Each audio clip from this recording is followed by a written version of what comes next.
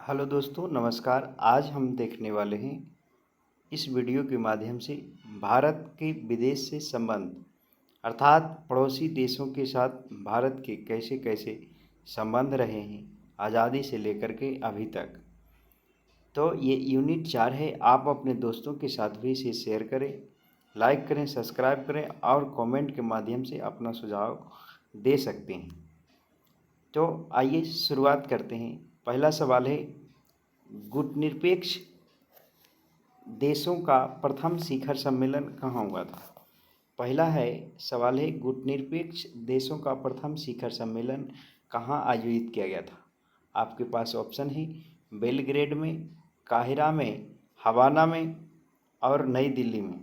तो इसका सही जवाब जो हो जाएगा बेलग्रेड में।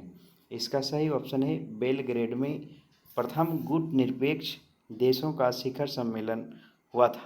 आपको जानकारी के लिए हम ये बता दें कि भारत के पास ये समस्या थी आज़ादी होने के बाद कि हम अमेरिका के गुट में शामिल हों पूंजीवादी या यूएसएसआर अर्थात रूस में। तो भारत ने गुटनिरपेक्षता अपनाते हुए अर्थात दोनों में किसी भी गुटों में शामिल नहीं होने का निर्णय लिया। तो इसका जो सही जवाब हो जाएगा गुटनिरपेक्ष आंदोलन। इसका सही आंसर है गुटनिरपेक्ष देशों का पहला शिखर सम्मेलन जो हुआ था बेलग्रेड में हुआ था। अगला सवाल है, मैक-मोहन रेखा कहाँ स्थित है? दूसरा नंबर में मैक-मोहन रेखा कहाँ स्थित है ये बताना है कि मैक-मोहन रेखा कहाँ स्थित है। आपके पास ऑप्शन है जम्मू कश्मीर में, अरुणाचल प्रदेश में, यूपी में, असम में। तो इसका जो सही आंसर हो जाएगा मैक-मोहन रेखा कहाँ स्थित है? तो जम्मू कश्मीर में मैक-मोहन रेखा नहीं है। अरुणाचल प्रदेश इसका सही जवाब हो जाएगा। मतलब मैक-मोहन रेखा भारत और चीन के बीच में है। तो अरुणाचल प्रदेश का बॉर्डर चीन के साथ लगता है। तो अरुणाचल प्रदेश का सही जवाब हो जाएगा मैक-मोहन रेखा अरुणाचल प्रदेश में। अरुणाचल प्रदेश की राजधानी ईटानगर है। अगला सवाल है, प्रथम गुटनिरपेक्ष सम्मेलन का अध्यक्ष कौन था? प्रथम गुटनिरपेक्ष आंदोलन का अध्यक्ष कौन हुआ था ये बताना है। जब पहली बार गुटनिरपेक्षता का सम्मेलन हुआ उस समय इसका अध्यक्ष कौन हुआ था? ऑप्शन है Jawaharlal Nehru, Sukarno, Abdul Nasser, Marshal Tito. इसका सही आंसर बताना है कौन हो जाएगा जवाहरलाल नेहरू, सुकर्नो, नासिर और टीटो। तो इसका जो सही जवाब है ऑप्शन 3 का मार्शल टीटो प्रथम गुटनिरपेक्ष आंदोलन का सम्मेलन का अध्यक्ष हुआ था।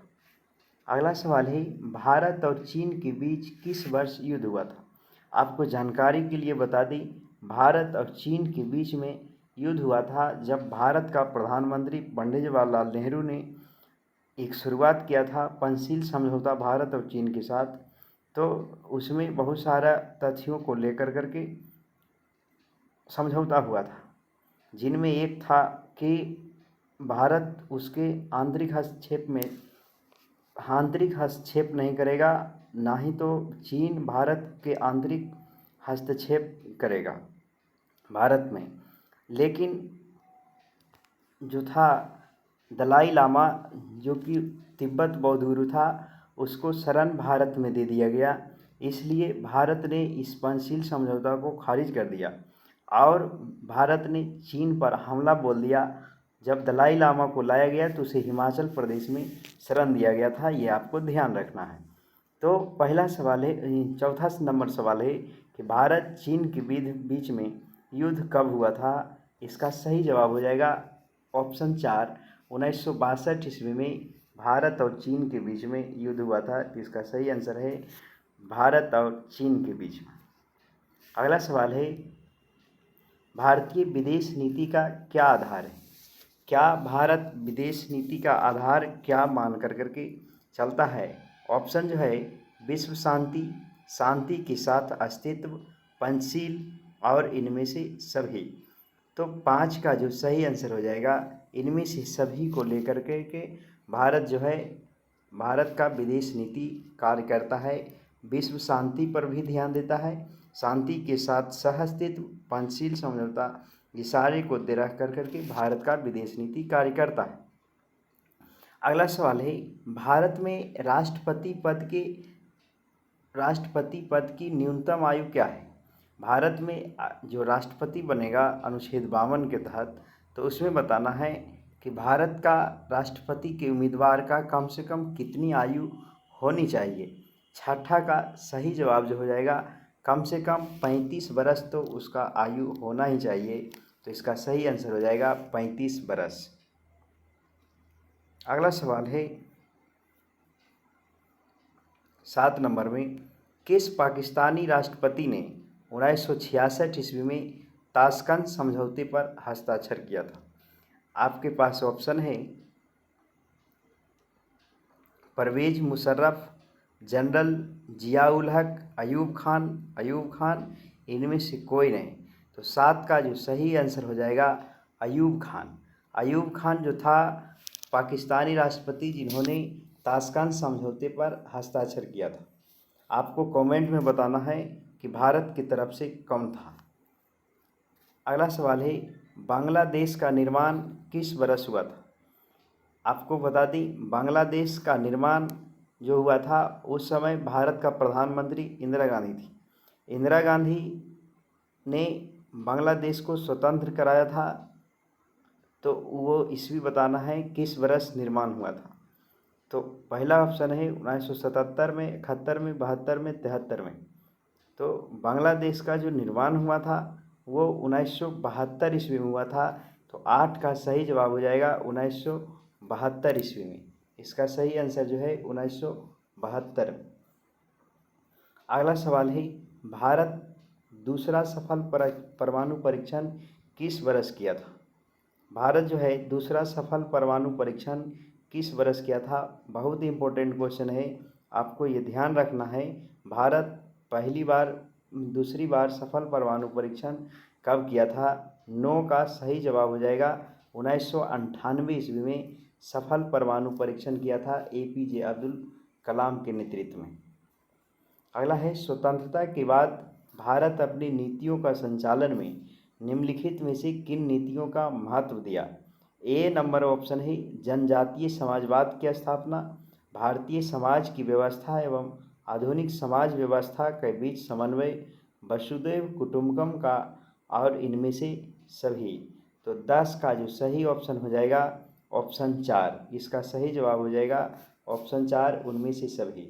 वसुधैव कुटुंबकम का मतलब होता है अयम निजः परो वेति गन्ना लघु चेतसाम उदार चरिता नाम तु वसुधैव कुटुंबकम। इसका मतलब है यह मेरा है वह दूसरों का है, ऐसा तो छोटी सोच वाले लोगों का होता है, जबकि जिसका चरित्र उदार है उसके लिए तो सारा संसार ही परिवार है। अयम निजः परो वेति गन्ना लघु चेतसाम उदार चरिता नाम तु वसुधैव कुटुंबकम। तो इसका सही जवाब हो जाएगा उपयुक्त सभी, मतलब भाईचारा पर भी आधारित है, भारतीय समाज की व्यवस्था एवं आधुनिक समाज व्यवस्था के बीच समन्वय करना, जनतंत्रीय समाजवाद का स्थापना करना। इसका सभी ऑप्शन सही हो जाएंगे। अगला सवाल है, भारतीय संविधान के किस अनुच्छेद में विदेश नीति के संबंध की दिशा का निर्देश दिया गया है? ऑप्शन है अनुच्छेद 19, अनुच्छेद 20, अनुच्छेद 45, आर्टिकल 51। तो विदेश संबंध के बारे में जिक्र किया गया है अनुच्छेद 51 में। आपको ये ध्यान रखना है कि अनुच्छेद 51 में विदेश का संबंध किस प्रकार से होना चाहिए, ये हमारे संविधान में जिक्र किया गया है। अगला सवाल है, अनुच्छेद 51 के अंतर्गत भारतीय विदेश नीति किन आदर्शों का वर्णन किया है? आपको ये बताना है। ऑप्शन है अंतर्राष्ट्रीय शांति एवं सुरक्षा, राष्ट्रों के साथ न्यायपूर्ण एवं सम्मानपूर्वक संबंध, अंतर्राष्ट्रीय कानूनों का पालन करना, उपर्युक्त सभी। तो 12 का जो सही आंसर हो जाएगा उपर्युक्त सभी, इसमें भी हो जाएगा उपर्युक्त सभी। इसका सही जवाब हो जाएगा उपर्युक्त सभी।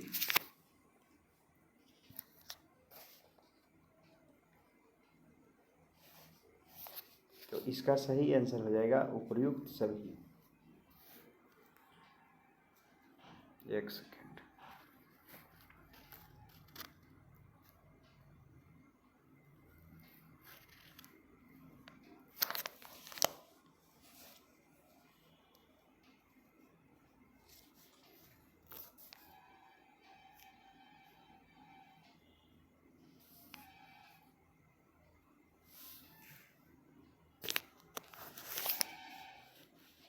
इसका सही आंसर है उपर्युक्त सभी।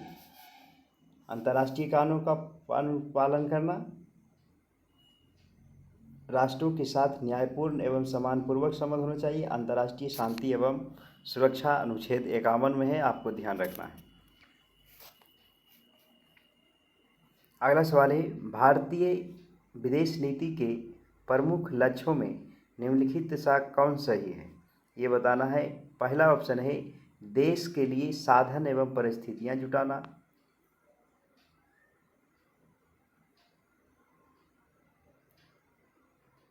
विश्व में चल रहे पारस्परिक विवादों से दूरी बनाए रखना। भारतीय विदेश नीति का लक्ष्य देश के विकास के लिए साधन परिस्थितियां जुटाना, विश्व में चल रहे पारस्परिक विवादों से दूरी बना करके रखना, प्रवासी भारतीय के हितों का रक्षा करना। जो प्रवासी कहते हैं जो भारत का नागरिक है और विदेश में जा करके रह रहा है, तो उसके लिए हितों की रक्षा करना। उपर्युक्त सभी, तो इसका सही आंसर हो जाएगा उपर्युक्त सभी। उपर्युक्त सभी इसका सही जवाब है 14। 15 नंबर सवाल है, 14 नंबर, भारतीय विदेश नीति के प्रमुख लक्ष्यों के संबंध में निम्नलिखित में से कौन से है सही है। पहला ऑप्शन है नस्लीय भेदभाव का प्रयास करना, मानव अधिकारों की रक्षा करने का प्रयास करना, उपनिवेशवाद के विरुद्ध काम करना और उपर्युक्त सभी। तो 14 का जो सही आंसर हो जाएगा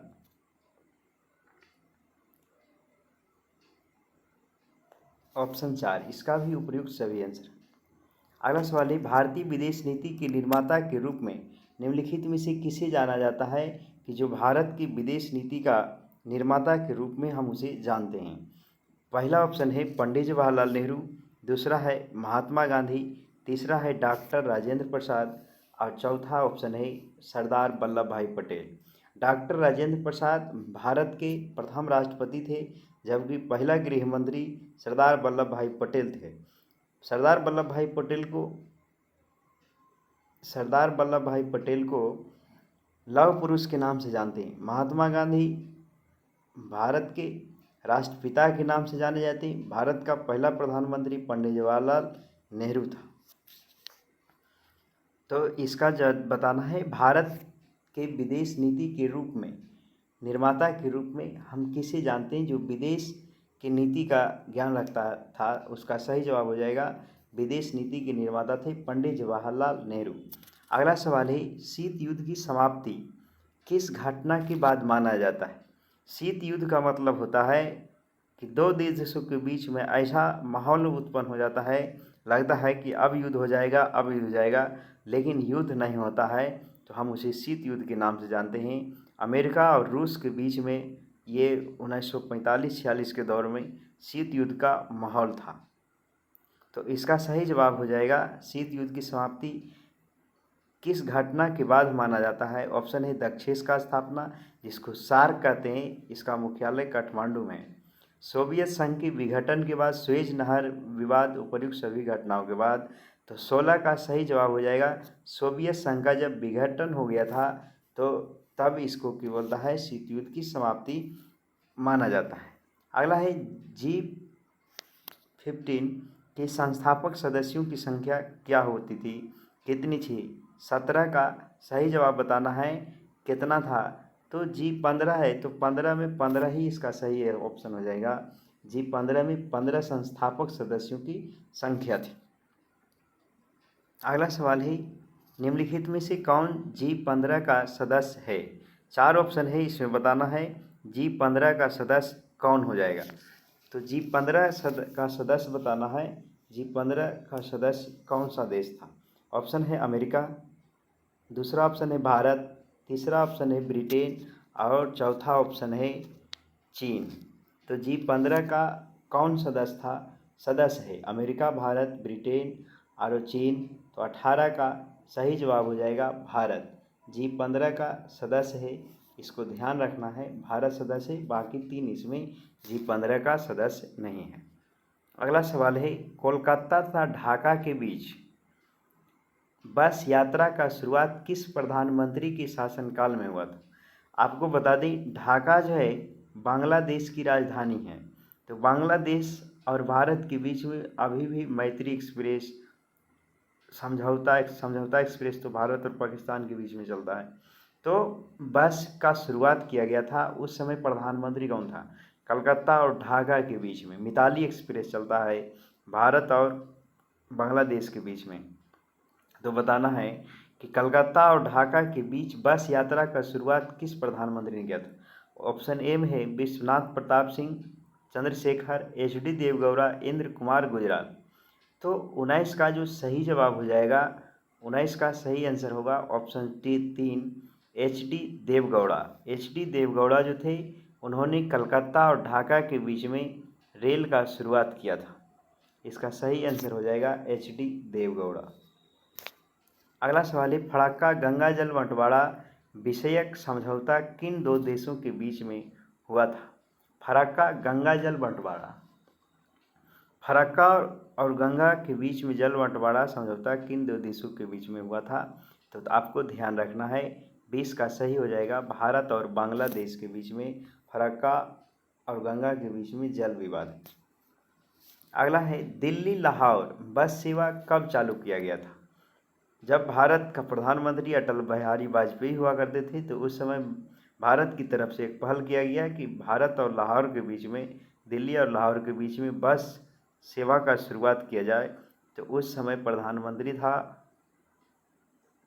अटल बिहारी वाजपेयी, बीजेपी का गद्दावर नेता के नाम से जानते हैं, हालांकि उनका निधन हो गया है। तो दिल्ली और लाहौर बस सेवा चालू किया गया था कब? ये बताना है। 21 का सही जवाब हो जाएगा 1999 ईस्वी में दिल्ली और लाहौर बस सेवा का शुरुआत किया गया था। अगला सवाल है, पाकिस्तान द्वारा माना जाने वाला आज़ाद कश्मीर का वर्ग किलोमीटर का क्षेत्र कितना है? कितना पाकिस्तान जो है जम्मू कश्मीर का इलाका उसके कब्जे में है, कितना क्षेत्रफल का, ये बताना है।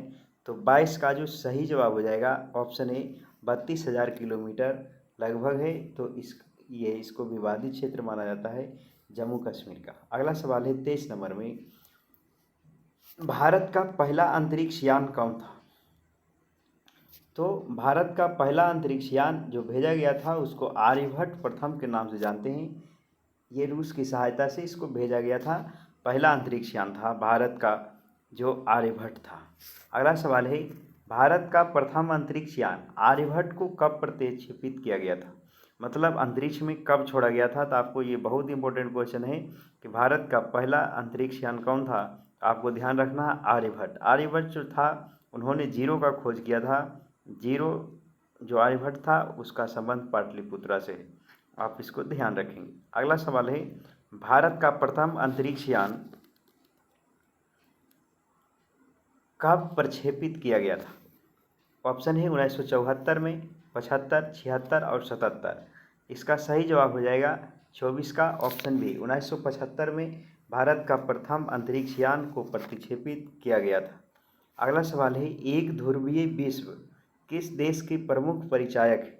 एक ध्रुवीय विश्व मतलब एक ध्रुव में पूरा विश्व को बांट लेना है, इस किस देश का ऐसा परिचय देता है? तो 25 का सही जवाब हो जाएगा ऑप्शन 4, वो पूरा विश्व को एक ध्रुव के रूप में मानता है। तो इसका सही जवाब हो जाएगा अमेरिका। अगला सवाल है, तनाव शैथिल्य का दौर कब शुरू हुआ था? तनाव का दौर कब शुरू हुआ था ये बताना है। तनाव शैथिल्य का दौर कब शुरू हुआ था? ऑप्शन है 1945 के बाद, 1960 के बाद, 1970 के बाद और 1980 के बाद, ये बताना है कब शुरू हुआ था। तो 26 का सही जवाब जो हो जाएगा ऑप्शन सी, 1970 के बाद तनाव का दौर शुरू हो गया था। इसका सही ऑप्शन हो जाएगा 1970। अगला सवाल है, गुटनिरपेक्ष आंदोलन का प्रथम शिखर सम्मेलन में भारत का प्रतिनिधित्व किसने किया था?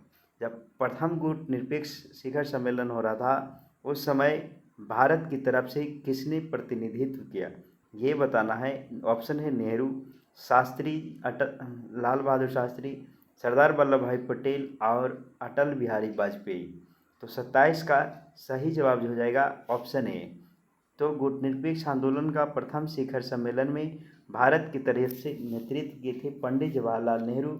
उस समय ये गुटनिरपेक्ष जो आंदोलन है उसका शुरुआत करने वाले में से एक भी हैं पंडित जवाहरलाल नेहरू, ये आपको ध्यान रखना है। अगला है, दक्षिण एशिया का सबसे बड़ा देश कौन सा है? दक्षिण एशिया में कौन सा देश है? क्या आपको लगता है कि पाकिस्तान हो सकता है? तो ये आपको बिल्कुल गलत लग रहा है। पाकिस्तान छोटू सा देश है, ये इसका जो है जनसंख्या या क्षेत्रफल की दृष्टि से यूपी के बराबर भी नहीं है।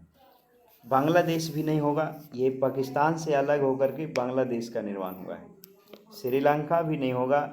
इसका सही ऑप्शन है भारत दक्षिण एशिया का सबसे बड़ा देश है। अगला है, एंटी बैलिस्टिक मिसाइल ABM किस वर्ष हुआ था? एंटी बैलिस्टिक मिसाइल संधि ABM किस वर्ष हुआ था, ये आपको बताना है। 29 का सही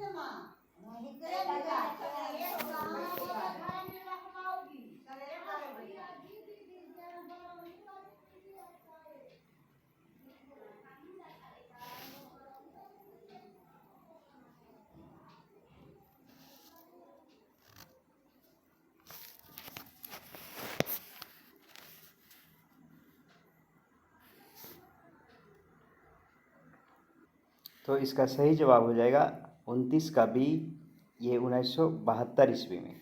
इसका सही आंसर है 1972 ईस्वी में इसका ABM एंटी बैलिस्टिक मिसाइल संधि का शुरुआत हुआ था। अगला है, शिमला समझौता पर किसके द्वारा हस्ताक्षर किए गए थे? शिमला समझौता में कौन कौन भाग लिए थे, ये बताना है। तो 30 का सही जवाब हो जाएगा ऑप्शन ए। जुल्फ़िकार अली भुट्टो और इंदिरा गांधी उस समय भारत की प्रधानमंत्री थी, उस समय इसको किया गया था। तो जुल्फ़िकार अली भुट्टो और प्रधानमंत्री इंदिरा गांधी ने शिमला समझौता पर हस्ताक्षर किए थे, आपको ध्यान रखना है। अगला सवाल है, कौन सा वर्ष भारत चीन मित्रता के रूप में मनाया जाता था?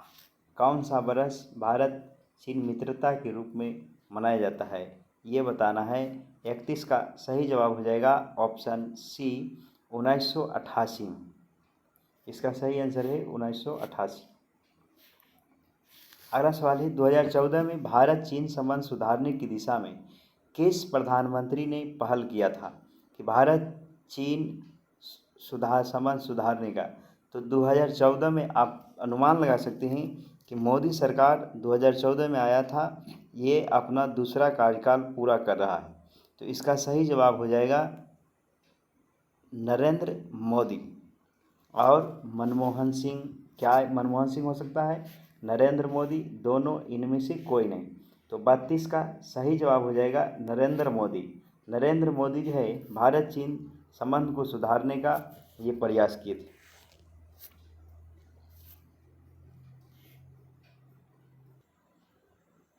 अगला सवाल ध्यान देंगे, 1955 ईस्वी में वार्सा की संधि में कौन सा देश सदस्य नहीं था? ऑप्शन है सोवियत संघ, पोलैंड, पश्चिमी जर्मनी, पूर्वी जर्मनी। तो 1955 की वार्सा संधि में कौन सा देश इसका सदस्य नहीं था? सोवियत संघ, पोलैंड, पश्चिमी जर्मनी, पूर्वी जर्मनी। तो इसके ऑप्शन के अनुसार इसका सही जवाब हो जाएगा पश्चिमी जर्मनी जो है 1955 में इसका वार्सा की संधि में ये देश नहीं था। इसका सही जवाब हो जाएगा पश्चिमी जर्मनी। अगला सवाल है, परमाणु अप्रसार संधि NCTBT पर किस देश ने हस्ताक्षर नहीं किया है? तो इसका सही जवाब हो जाएगा परमाणु अप्रसार संधि पर अमेरिका सबसे हस्ताक्षर करा रहा था, लेकिन भारत ने इस पर हस्ताक्षर करने से इनकार दिया। कर देना भी चाहिए, क्योंकि सारे देशों ने परमाणु बना लिया था जबकि भारत ने नहीं बनाया था, तो इस पर भारत ने हस्ताक्षर करने से इनकार कर दिया। इसका सही जवाब हो जाएगा भारत। अगला सवाल है, किस प्रधानमंत्री की मृत्यु 1966 ईस्वी में सोवियत संघ में हो गया था? रूस में, जिसको पुराना नाम सोवियत संघ है, सोवियत संघ में 1966 ईस्वी में किस प्रधानमंत्री की मृत्यु हुई थी ये बताना है।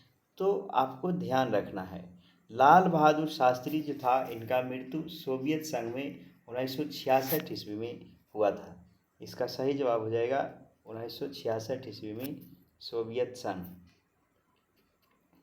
अगला सवाल है, सुएज नहर विवाद किन दो देशों के बीच का मामला है? सुएज नहर, तो बताना है, ऑप्शन जो है ब्रिटेन एवं मिस्र, ब्रिटेन और अमेरिका, अमेरिका और फ्रांस, भारत एवं पाकिस्तान। सुएज नहर विवाद, तो 36 का सही जवाब हो जाएगा ऑप्शन ए, ब्रिटेन और मिस्र के बीच में ये सुएज नहर विवाद इन दो देशों के बीच में है। इसका सही जवाब हो जाएगा ब्रिटेन एवं मिस्र। अगला सवाल है, भारत से निम्नलिखित में से भारत किसका हमेशा विरोध करते आया है? ऑप्शन है उपनिवेशवाद का, रंग भेद का, आतंकवाद का, उपर्युक्त सभी का। ये जवाब बताना है किसका भारत हमेशा विरोध करते आया है, तो ये बताना निम्नलिखित में से किसका हमेशा विरोध करता है? उपनिवेशवाद का, रंगभेद का, आतंकवाद का, उपर्युक्त सभी का। तो 37 का सही जवाब हो जाएगा सभी का। उपनिवेशवाद का भी ये विरोध करता है भारत, रंग भेद का भी, और आतंकवाद, उपर्युक्त सभी का। इसका सही आंसर हो जाएगा उपर्युक्त सभी।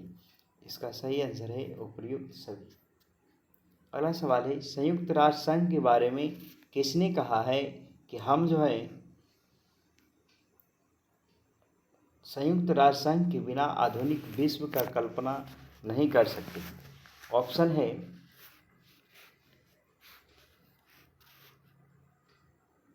लाल बहादुर शास्त्री, अटल बिहारी वाजपेयी, इंदिरा गांधी और जवाहरलाल नेहरू। ये बताना है किसने कहा है संयुक्त राष्ट्र संघ के बारे में कि हम संयुक्त राष्ट्र संघ के बिना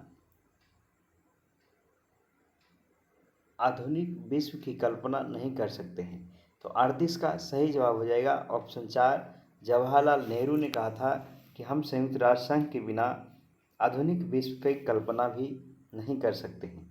ये आपको ध्यान रखना है। अगला सवाल है, 1974 ईस्वी में एशियाई संबंध सम्मेलन कहाँ आयोजित किया गया था? 1974 ईस्वी में कहाँ किया गया था ये बताना है। एशियाई संबंध सम्मेलन कहाँ आयोजित किया गया था? ऑप्शन है नई दिल्ली में, कराची में, बीजिंग चाइना की राजधानी, टोक्यो जापान की राजधानी। नई दिल्ली में 1974 में एशियाई संबंध सम्मेलन कहाँ आयोजित किया गया था? 39 का सही ऑप्शन हो जाएगा नई दिल्ली में। ध्यान रखना है 1974 में एशियाई संबंध सम्मेलन कहाँ किया गया था, तो इसका ऑप्शन हो जाएगा नई दिल्ली में। अगला सवाल है, बांडुंग सम्मेलन कब हुआ था?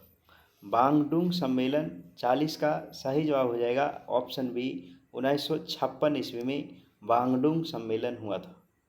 अगला है, भारत में नेहरू युग कब से कब तक माना जाता है? कब तक नेहरू युग रहा था भारत में? ऑप्शन है 47 से 64, 50 से 52, 55 से 64, 64 से 66। 41 का सही ऑप्शन हो जाएगा 1947 से लेकर 1964 तक भारत में नेहरू युग कायम रहा था। भारत यानी कांग्रेस जो है एक छत्र राज 1947 से लेकर के 64 तक कायम रखा।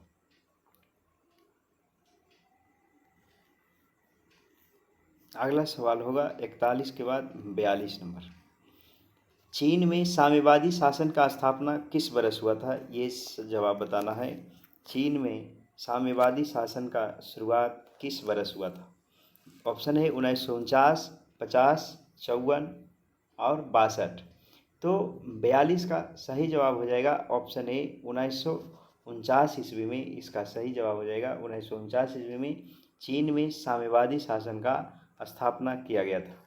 अगला है पंचशील समझौता के समय चीन के प्रधानमंत्री कौन था?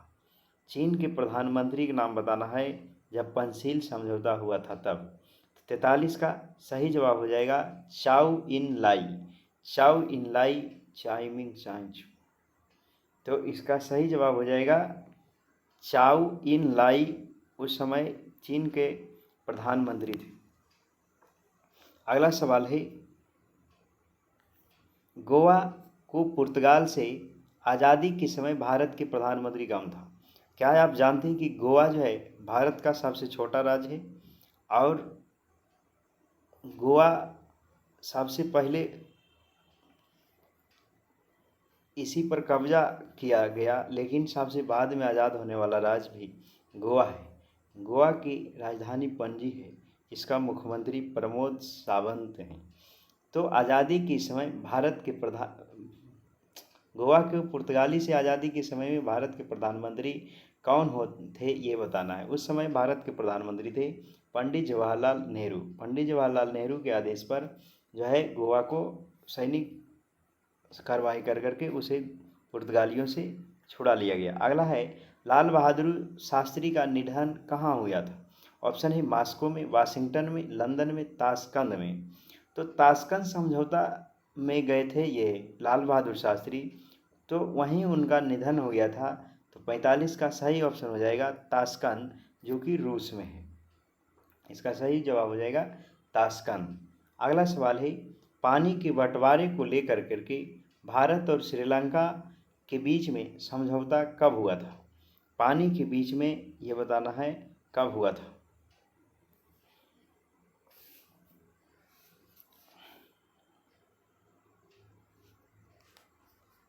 ऑप्शन है 74, 1980, 1987 और 1990 ईस्वी में।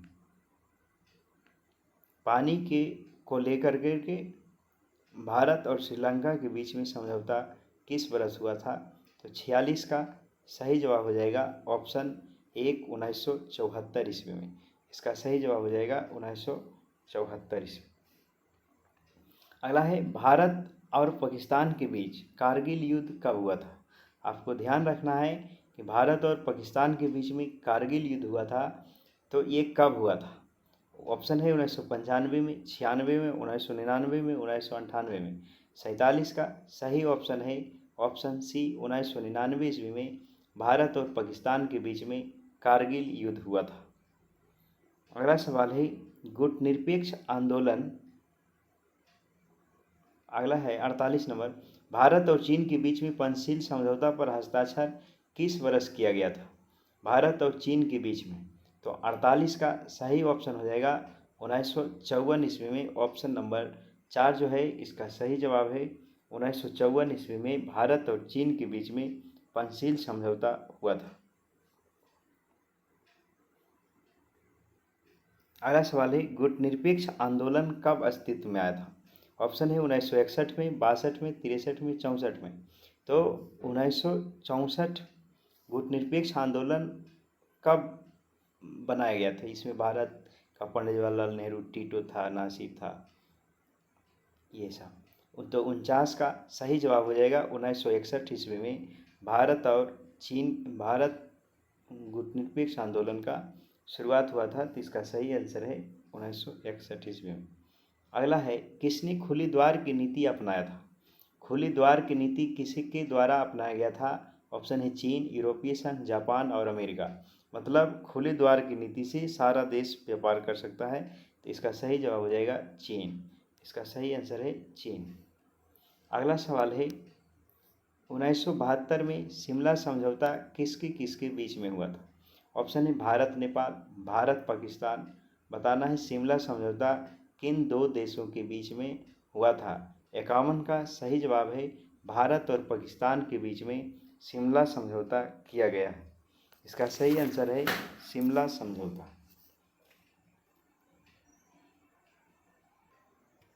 अगला सवाल है किस भारतीय प्रधानमंत्री ने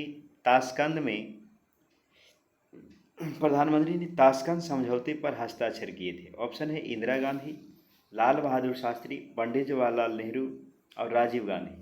तो ताशकंद समझौते पर हस्ताक्षर करने वाले थे लाल बहादुर शास्त्री और उनका मृत्यु ताशकंद में ही हो गया था।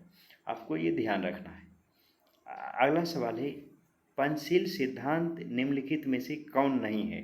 ऑप्शन है अहस्तक्षेप, अनाक्रमण, शांतिपूर्ण सहअस्तित्व, गुट निरपेक्षता। तो पंचशील का सिद्धांत कौन नहीं है ये बताना है, तो इसका सही जवाब हो जाएगा गुट निरपेक्षता। पंचशील का सिद्धांत नहीं है, इसका सही जवाब हो जाएगा गुट निरपेक्षता। अगला सवाल है, मैक-मोहन रेखा किन दो देशों के बीच में है?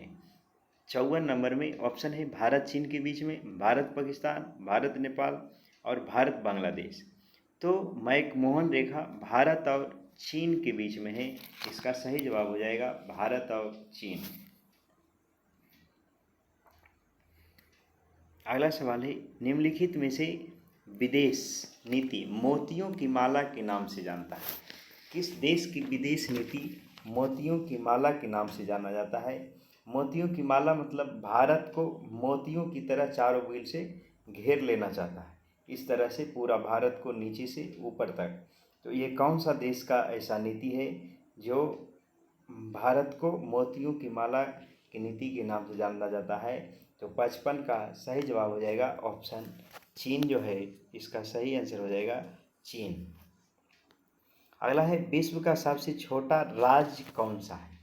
कौन सा ऐसा राज्य है जो विश्व का सबसे छोटा राज्य है? तो 56 का सही जवाब हो जाएगा वेटिकन सिटी विश्व का सबसे छोटा देश है, इसका सही आंसर है वेटिकन सिटी। अगला सवाल है, धारूचला लिपुलेख सड़क परियोजना भारत के किस राज्य से जुड़ा हुआ है? धारूचला लिपुलेख सड़क परियोजना भारत के किस राज्य से है? 57 का सही जवाब हो जाएगा उत्तराखंड में ये राज्य है। धारूचला सड़क परियोजना उत्तराखंड में स्थित है। अगला सवाल है, राष्ट्रीय पंचायत किस देश की संसद है? वहाँ का संसद का नाम राष्ट्रीय पंचायत है। भारत की संसद का नाम पार्लियामेंट संसद है। तो राष्ट्रीय पंचायत किस देश का संसद है? जीके का बहुत इंपॉर्टेंट क्वेश्चन। नेपाल का जो है संसद का नाम राष्ट्रीय पंचायत है, ध्यान रखना है, इसका सही जवाब हो जाएगा राष्ट्रीय पंचायत। अगला सवाल है, 1965 और 71 के बीच भारत का किस देश के साथ हुआ था? 1965 और 71 के बीच इसका सही जवाब बताना है, किस देश के बीच में 65 से 71 के बीच में युद्ध हुआ था? ऑप्शन है चीन, श्रीलंका, बांग्लादेश तो उस समय अस्तित्व में ही नहीं था, इसका सही जवाब हो जाएगा पाकिस्तान। पाकिस्तान का जो है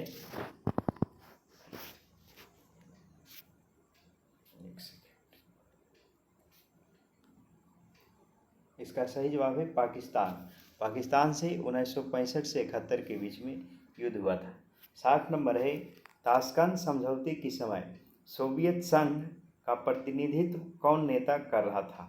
तो 60 का सही जवाब बताना है, कौन सा नेता कर रहा था? Stalin, Kosygin, Putin. ताशकंद समझौते के समय सोवियत संघ का प्रतिनिधि कर रहा था कोसिजिन, ये ध्यान रखना है। कोसिजिन जो है ये ताशकंद से सोवियत संघ का प्रतिनिधि कर रहा था कोसिजिन, तो इसका सही जवाब हो जाएगा कोसिजिन।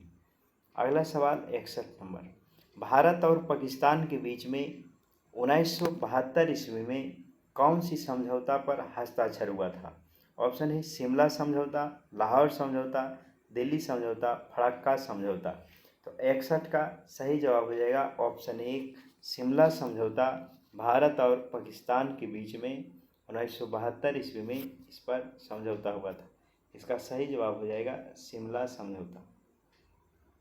अगला सवाल है, भारत एवं बांग्लादेश के बीच में फरक्का समझौता पर कब हस्ताक्षर किया गया था? ऑप्शन है 1967 ईस्वी में, 71 ईस्वी में, 1996 ईस्वी में और 2000 ईस्वी में। बताना है कि इसका कब किया गया था।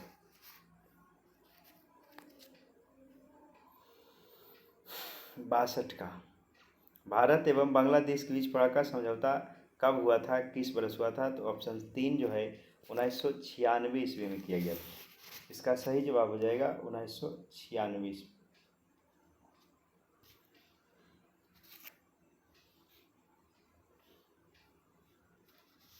अगला सवाल है, भारत और चीन के बीच में पंचशील समझौता पर हस्ताक्षर कब हुआ था?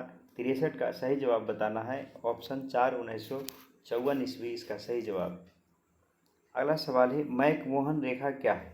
मैकमोहन रेखा भारत और चीन के बीच की सीमा रेखा को मैकमोहन रेखा कहते हैं। इसका सही जवाब हो जाएगा 64 का। भारत और चीन के बीच में सीमा रेखा को मैकमोहन रेखा के नाम से जानते हैं और ये अरुणाचल प्रदेश में। तो भारत और चीन के बीच में सीमा रेखा का नाम है मैकमोहन रेखा। किसने कहा है कि भारत के लिए दूरगामी हित को देखते हुए यही हितकर होगा कि हम बिना किसी को नाराज़ किए लाखों लोगों की सहानुभूति प्राप्त कर सकते हैं? किसने कहा है? तो 65 का सही जवाब जो हो जाएगा 65 का ऑप्शन बी जवाहरलाल नेहरू।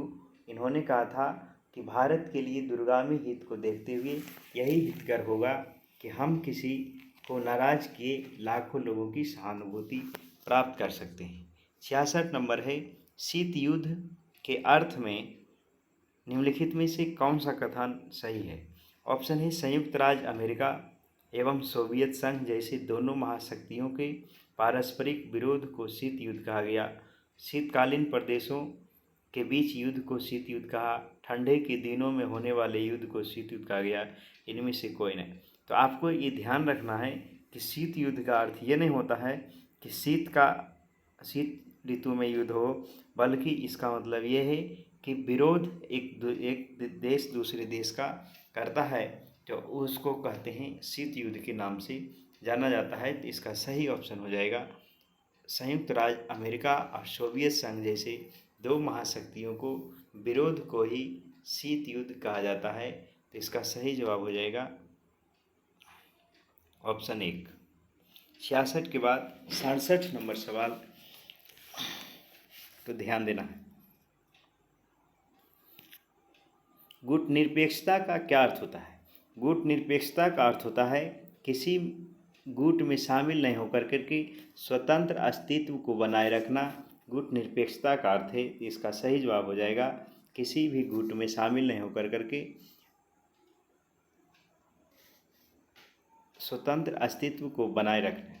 इसका सही जवाब हो जाएगा ऑप्शन 1 किसी भी गुट में शामिल नहीं होना।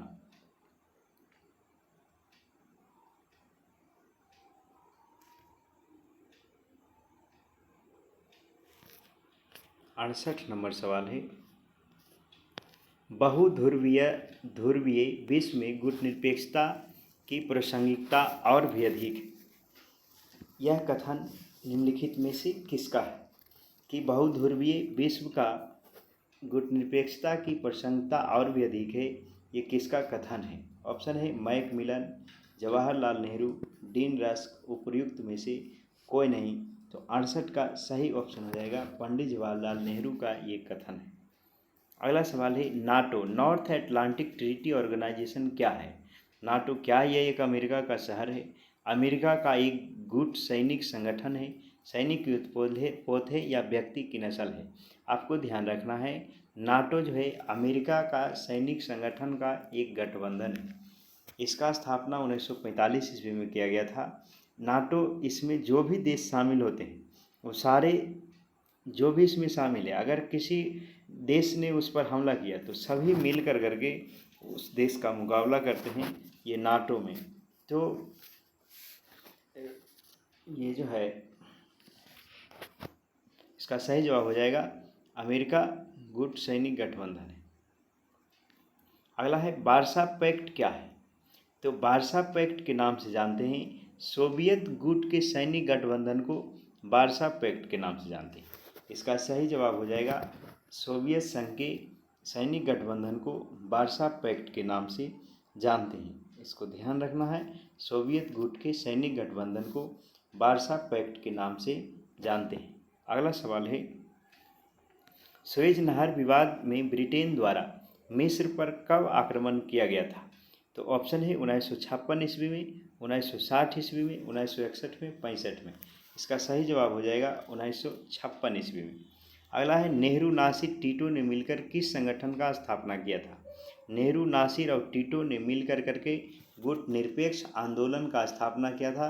इसका अर्थ होता है किसी भी गुट में शामिल नहीं होकर करके स्वतंत्र रहना। इसका सही जवाब हो जाएगा गुट निरपेक्ष आंदोलन। अगला है, गुट निरपेक्ष आंदोलन का शिखर सम्मेलन किस वर्ष हुआ था? भारत में हुआ था। किस से कौन सा शिखर सम्मेलन भारत में हुआ था? हमारा देश भारत में 73 का सही जवाब हो जाएगा 7वां शिखर सम्मेलन भारत में हुआ था गुट निरपेक्ष का, और यह हुआ था 1983 ईस्वी में। तो इसका सही जवाब हो जाएगा 1983 ईस्वी में। अगला है, पाकिस्तान के वर्तमान में प्रधानमंत्री कौन है? तो इस बार शहबाज शरीफ नाम है उसका पाकिस्तान के प्रधानमंत्री का, जो कि कोई भी ऑप्शन में नहीं है, तो आपको ध्यान रखना है। उसका प्रधानमंत्री है शहबाज शरीफ। नवाज शरीफ का भाई है शहबाज शरीफ।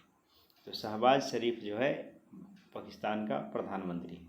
इमरान खान हट गया। अगला सवाल होगा 75 नंबर, पंचशील के सिद्धांत निम्नलिखित में से कौन सा सही है? पंचशील के बारे में बताना है, कौन सा कथन इसके बारे में सही है? एक दूसरे की अखंडता एवं संप्रभुता के प्रति पारस्परिक सम्मान की भावना, एक दूसरे देशों पर आक्रमण नहीं करना, दोनों देशों के बीच मैत्रीपूर्ण संबंधों को स्थापित करना, उपयुक्त में से सभी। 75 का जो सही जवाब हो जाएगा, इसमें सही सभी सही है। इसका सही आंसर हो जाएगा उपयुक्त सभी। अगला सवाल है, पंचशील सिद्धांत को संयुक्त राष्ट्र संघ ने कब मान्यता प्रदान किया था? कि संयुक्त राष्ट्र संघ के द्वारा पंचशील सिद्धांत को कब मान्यता प्रदान किया गया था? ऑप्शन है 1954 ईस्वी में, 1955 ईस्वी में, 1957 ईस्वी में, 1959 ईस्वी में। तो 76 का जो सही जवाब हो जाएगा ऑप्शन 4 1959 ईस्वी में संयुक्त राष्ट्र संघ के द्वारा पंचशील का सिद्धांत को मान्यता प्रदान किया गया था। अगला सवाल है, भारत में जनता पार्टी का सरकार कब बना था? ऑप्शन है 77 में, 75 में, 85 में, 67 में। तो 77 का जो सही आंसर हो जाएगा, आपको बताना है कि भारत में जनता पार्टी का सरकार कब बना था। 77 का सही ऑप्शन हो जाएगा ऑप्शन 1 1977 में भारत में जनता पार्टी का सरकार बना था। अगला सवाल है, जनता पार्टी की सरकार में प्रधानमंत्री कौन था? जनता पार्टी का सरकार जब आया था उस समय भारत के प्रधानमंत्री कौन थे, ये बताना है कि भारत के प्रधानमंत्री कौन थे। ऑप्शन है मोरारजी देसाई, बीपी सिंह, अटल बिहारी वाजपेयी, चंद्रशेखर। तो 78 का सही जवाब हो जाएगा ऑप्शन ए मोरारजी देसाई प्रधानमंत्री थे। इसका सही जवाब हो जाएगा मोरारजी देसाई। अगला सवाल है, भारत और फ्रांस के बीच यूरेनियम सप्लाई पर समझौता कब हुआ था?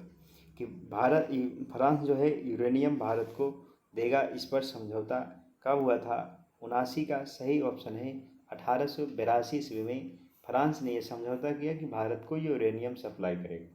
अगला है, दक्षिण एशिया क्षेत्रीय सहयोग संगठन सार्क का स्थापना कब हुआ था? 80 का सही जवाब बताना है कि सार्क दक्षेश का स्थापना कब हुआ था। इसको ध्यान रखना, इसका मुख्यालय काठमांडू में है। तो इसका जो है इसका स्थापना हुआ था 1985 में। इसमें 10 देश शामिल हैं। आगे है, निम्नलिखित में से 8 देश, निम्नलिखित में से कौन सा देश सार्क का सदस्य नहीं है?